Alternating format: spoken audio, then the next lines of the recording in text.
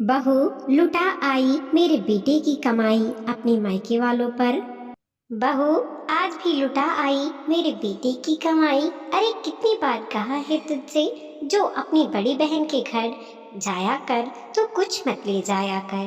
पर तुझे क्या बोलूं, तेरी बहन बड़ी बहन भी समझ नहीं है, वो भी तुझसे लेकर रख लेती है। भला छोटी बहनों का कोई सामान लिया जाता है क्या? सास कमला जी ने मानवी और सुजीत के घर में घुसते ही बोलना शुरू कर दिया। सुनकर मानवी हैरान थी। आखिर कमला जी को कैसे पता चला कि वो अपनी दीदी के घर कुछ लेकर गई थी? उसने सुजीत की तरफ देखा तो वो नजरें झुकाए चुपचाप जाकर कमला जी के पास सोफे पर बैठ गया। मानवी को सुजीत की तरफ देखते देखकर कमला जी बोली, अरे उसे क्या देख रही है, मैं तुझसे पूछ रही हूँ।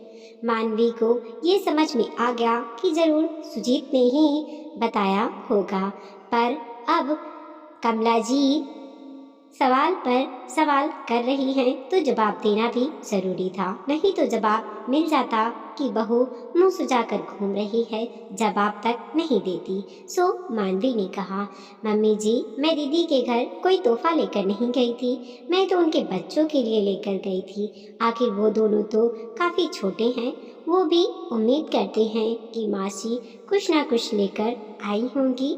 ऐसे खाली हाथ जाते हुए अच्छी थोड़ी ना लगती, इसलिए सिर्फ चॉकलेट का पैकेट खरीदा था। तो चॉकलेट के पैकेट क्या मुफ्त में आते हैं? दो बच्चों के लिए 150 रुपए के दो फैमिली पैक खरीद लिए। 300 ही हुए कि नहीं? और उसके बच्चों ने रखा, मतलब उन्होंने रखा। हे भगवान, पता नहीं, मैंने तो तुम्हारा परिवार ही देखा है जो अपनी छोटी बहनों से भी सामान लेकर रख लेते हैं। अरे मेरे मायके वाले तो खाना पीना भी दुश्वार हो जाता था अगर मैं चॉकलेट लेकर भी चली जाती थी। उल्टा उन्हें कितना कुछ देना पड़ जाता था, और यहाँ तुम्हारी दीदी ने क्या दिया होगा? सिर्फ 200 रुपए। इन 200 रुपए के लिए घाटा करवा कर आ गई, कमला जी बोले जा रही थी और मानवी उन्हें ऐसे छोड़कर अपने कमरे में आ गई। आखिर कब तक सुनती रहती? ये देखकर कमला जी और ज्यादा चिढ़ गई और सुजीत से बोली, देख ली तेरी बीवी के लक्षण, यहाँ मैं कुछ कह रही हूँ तो मेरी बातों को सुनने की जगह कैसे तमक कर अपने कमरे में गई। बोलना ही बेकार है हमारा, तो ऐसे काम करते ही क्यों हो कि बोलने से मिर्ची लग जाए।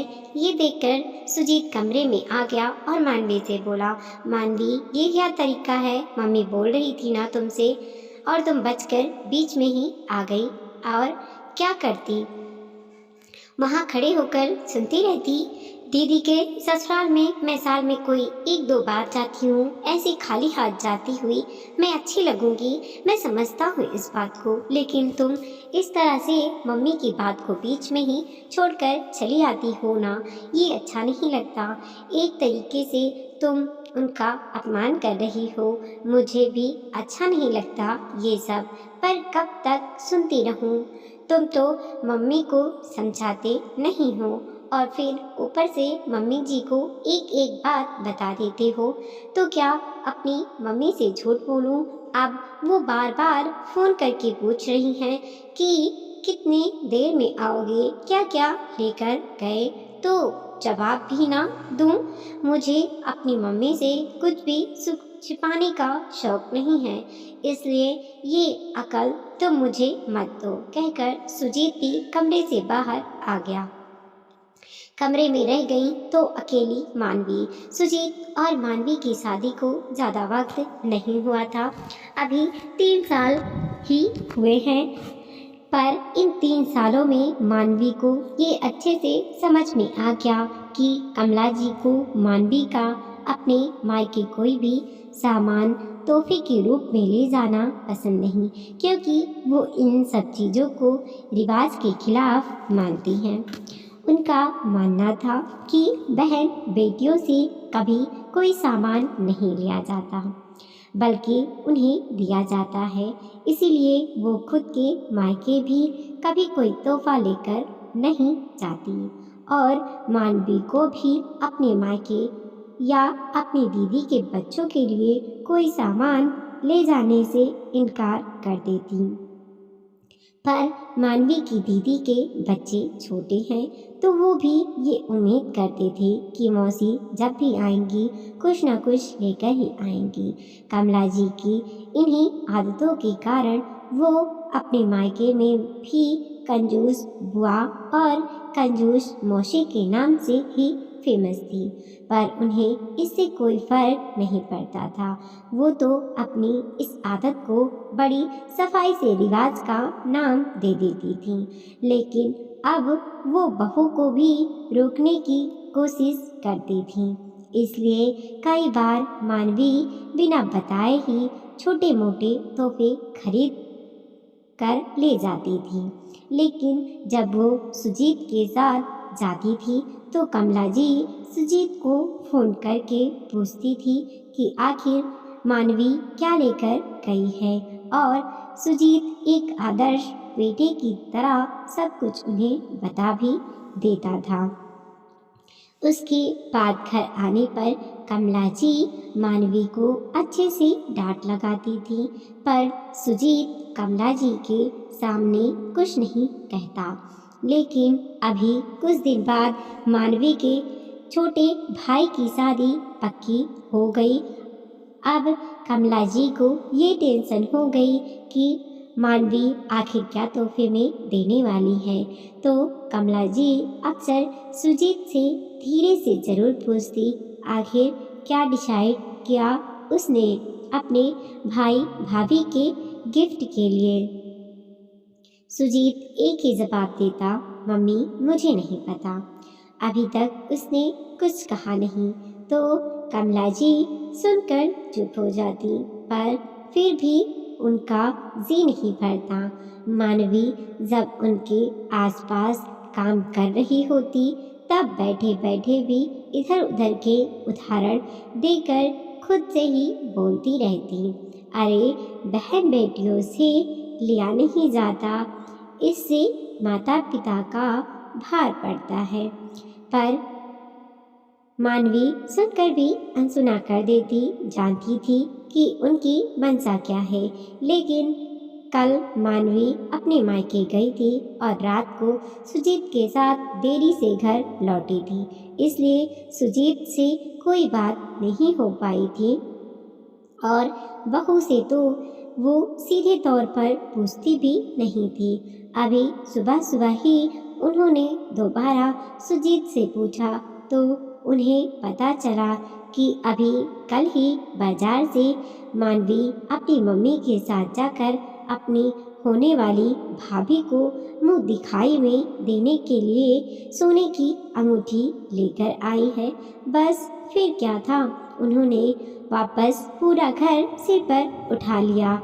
आखिर जब कमला जी चुप ही नहीं हुई तो मानवी ने कहा, मम्मी जी मायके से हमेशा ले लेती हूँ, अब छोटा भाई भाभी को कोई तोहफा दे दिया तो क्या गलत है, कौन सा मैं हमेशा उन्हें तोहफा देती रहूँगी।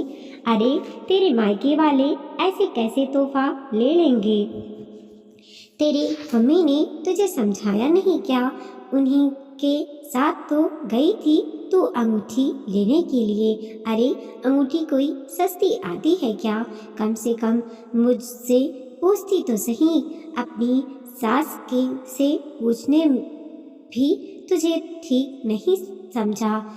मम्मी जी पैसे तो मैं आपके बेटे से ही लेकर गई थी अंगूठी खरीदने के लिए, तो इन्हें तो सब कुछ पता था।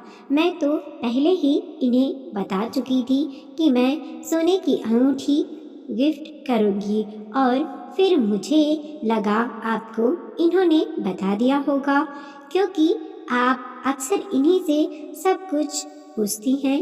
और रही बात तोहफे की, तो तोहफे से मेरा मान नहीं बढ़ रहा, बल्कि तोहफे देने से आपका मान बढ़ रहा है। वहाँ तोहफे के साथ मेरा नाम नहीं लिखा जाएगा, वहाँ मेरे पति और मेरे ससुराल वालों का नाम होगा। तो कम से कम अपना मान तो मत गिराइए, आखिर मेरे ससुराल की भी इज्जत है। कम से कम मैं अपनी हैसियत के अनुसार तोहफे दे सकती हूँ। मानवी ने कहा तो सुजीत बीच में ही बोला, हाँ मम्मी, ये बात तो मानवी सही बोल रही है। मुझे अच्छे से पता था कि वो क्या देने वाली है, पर आप परेशान ना हो इसलिए कुछ नहीं कहा। वहाँ इतने लोगों के बीच में जब सब लोग तोहफे दे रहे होंगे, अगर हम कुछ नहीं देंगे तो लोगों को तो यही कहेंगे ना कि इसके ससुराल वाले कंजूस हैं, हमें ही गलत बताया जाएगा। इसलिए वो जो तोहफे दे रही है उसे दे लेने दो। आखिर सुजीत को भी मानवी के पक्ष में बोलता देखकर कमला जी बोली, जब तुम दोनों ने डिसाइड कर ही लिया है तो फिर मेरे बोलने से क्या फ़ायदा। मैं तो इसलिए कह रही थी कि आखिर माता पिता के ऊपर भार पड़ता है।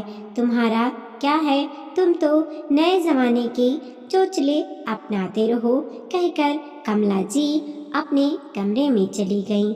लेकिन काफ़ी दिन तक उनका दिल दुखता रहा। आखिरकार सोने की अंगूठी कोई सस्ती तो आती नहीं है, पर जब बेटा बहू एक स्वर में बोल रहे हैं तो वो अकेले क्या ही बोल पाती।